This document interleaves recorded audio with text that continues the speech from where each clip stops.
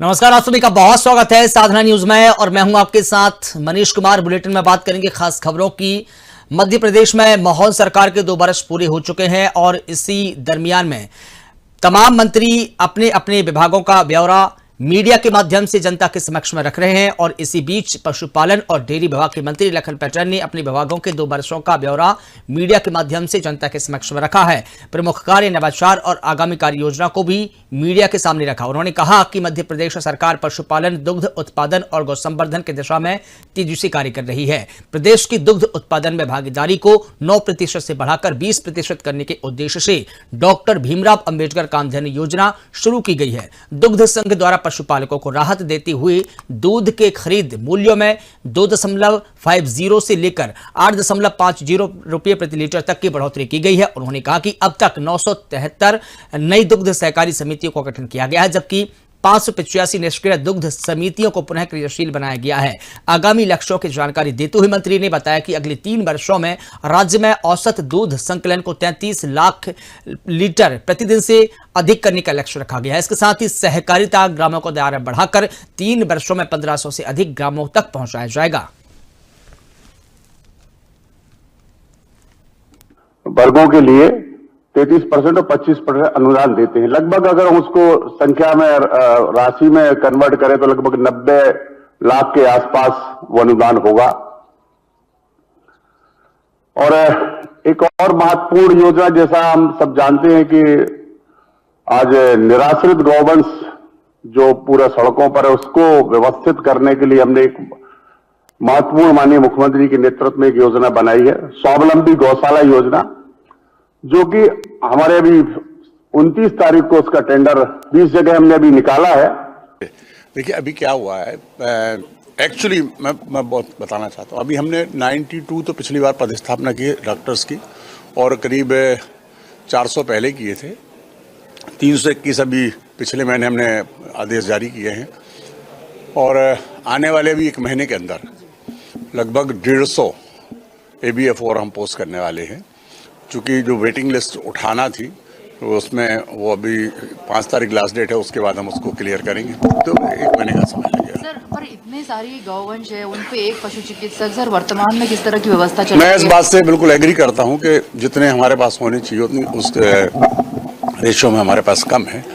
और हमारे मुख्यमंत्री जी बड़े संवेदनशील हैं। उनने खुद हमसे कहा है कि आप पूरा निकालिए, कितने आपको और पदों की ज़रूरत है आप प्लान करिए, हम उसको स्वीकृति प्रदान करेंगे। और चूंकि देखिए ये विभाग का काम बढ़ रहा है, इस बात से आप लोग भी सहमत होंगे, नीचे तक लोगों को भी बात समझ आ रही है। आने वाले समय में निश्चित रूप से GDP का बहुत बड़ा हिस्सा होगा पशुपालन। हम आज एग्रीकल्चर को जो जिस तरीके से देखते हैं मैक्सिमम पे है एग्रीकल्चर, और आज अगर हमको आय बढ़ाना है, किसान की आय बढ़ाना है तो हमको दुग्ध उत्पादन पर जाना पड़ेगा, फिशरीज पर हमको जाना पड़ेगा, हॉर्टिकल्चर पर हमको जाना पड़ेगा।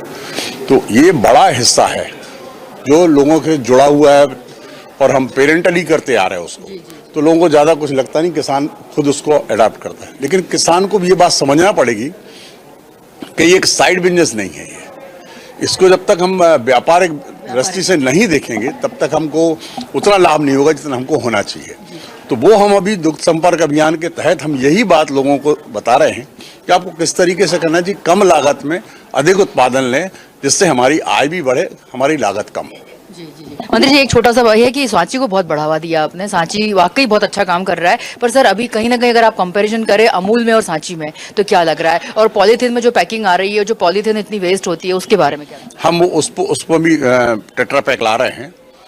और जैसा आपने कहा कि अमूल पुराना ब्रांड है, बड़ा ब्रांड है, और हम सांची को बढ़ा रहे हैं। और निश्चित रूप से सांची मध्य प्रदेश का सबसे बड़ा ब्रांड है और बना रहेगा, और हम इसको बाहर ले जाना चाह रहे हैं। देखिए धीरे धीरे आप देखिए अमूल को हम टक्कर देंगे अच्छे से। जी बहुत धन्यवाद मंत्री जी। ये थे लखन पटेल जी, पशुपालन डेयरी विभाग के मंत्री, जिन्होंने कहा कि अभी हम बहुत जल्दी अमूल को टक्कर देंगे, और उन्होंने पशु चिकित्सकों की नियुक्ति की बात भी की। तो फिलहाल इतना ही। हर्ष शर्मा के साथ सानिसा की रिपोर्ट मिंटो हॉल से। है साधना न्यूज, मैं हूं आपके साथ सानिसा हरने।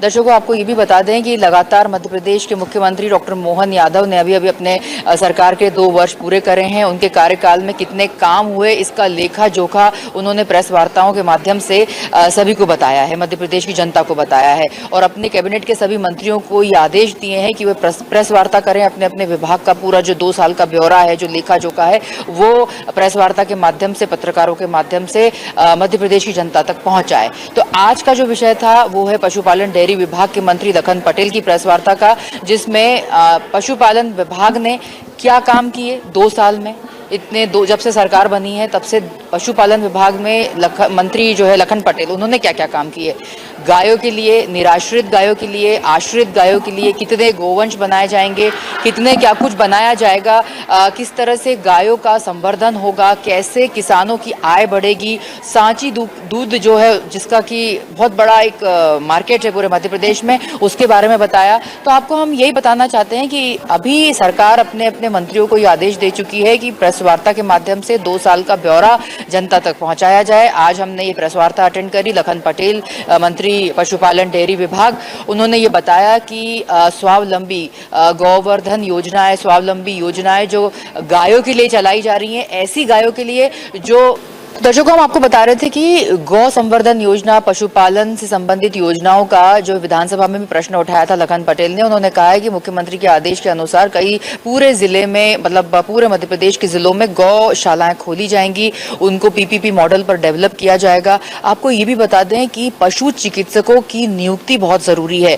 कई 1 लाख पशु चिकित्सकों की नियुक्ति की बात कही है। उसके बाद कई ऐसे पद हैं, माफ कीजिए 1 लाख पद रिक्त हैं पशुपालन विभाग में, जिसको भरा जाएगा, चाहे वो पशु चिकित्सक हो, चाहे वो अन्य पद हो, उन सबको भरा जाएगा। गायों के लिए जो कि सरकार 40 रुपए प्रति गाय देती है। इधर यहाँ पर अगर हम प्रेस वार्ता की बात करें तो कई पत्रकारों ने सवाल उठाए कि जो गायें घूमती रहती हैं सड़कों पर, उनका क्या होगा, उनको कैसे सहारा मिलेगा, उन गायों का क्या भविष्य है, क्योंकि ऐसी गायें जो सड़कों पर पूरे दिन भर घूमती हैं, अगर उनसे दूध प्राप्त करना है तो फिर उसका मालिक उसको शाम को ले आता है, वहां से दूध निकालता है, उसको फिर से सड़क पे छोड़ देता है, फिर सुबह उसका दूध निकालता है, फिर उसको सड़क पे छोड़ देता है। ये ऐसे भारी प्रश्न यहाँ पर पूछे गए। साथ में गौशालाओं के लिए सरकार क्या कर रही है। अगर हम ग्वालियर की बात करें तो लाल टिपारा जो सबसे बड़ी गौशाला है पूरे मध्य प्रदेश की, तो उसकी बात करी, वहां पे इतने सारे पशुओं मर गए थे पिछले साल और इस साल भी, तो उस विषय पर भी लखन पटेल बोलते हुए नजर आए, अपनी बात से पीछे हटते हुए नजर आए। और ये भी हम आपको बताना चाहेंगे कि ऐसे कई ज्वलंत प्रश्न यहाँ पर पूछे गए जिसके जवाब लखन पटेल नहीं दे पाए, पर हाँ, निश्चित रूप से उन्होंने ये कहा है कि विधानसभा में कई ऐसे महत्वपूर्ण विषय उठाए गए हैं पशुपालन और डेयरी विभाग को देखते हुए, जिससे गायों का संवर्धन हो सके। पशु पालकों के लिए उन्होंने कहा है कि गाय ही एक ऐसा साधन है जिससे किसान और पशुपालक अपनी आय में वृद्धि कर सकते हैं। तो पशुपालकों को यदि वृद्धि करना है तो पशुधन का रक्षा करें, उनको अच्छी किस्म में, अच्छी ब्रीड में उनको पालें।